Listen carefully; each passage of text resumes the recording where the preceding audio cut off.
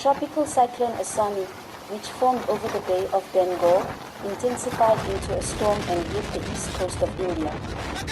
The wind speed was about 110 km per hour, with gusts up to 130 km per hour. Waves up to 3 meters high crashed on the coast. On the eve of 50 rescue teams were sent to the states of Andhra Pradesh, Odisha and West Bengal. For the safety of residents, about 200 emergency shelters were created. On May 10, the Indian Meteorological Department issued a red alert for several districts in Andhra Pradesh. Torrential rains hit Nellore and Prakasam. Power outages were reported due to damage to power lines by high winds. All flights from Vizag have been cancelled. A group of fishermen narrowly escaped after their boat capsized in rough seas. The impact of the cyclone is expected to continue in the coming days.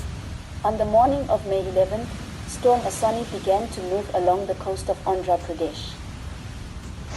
A tropical cyclone is forecast to move into the west central Bay of Bengal off the coast of Andhra Pradesh by Wednesday evening.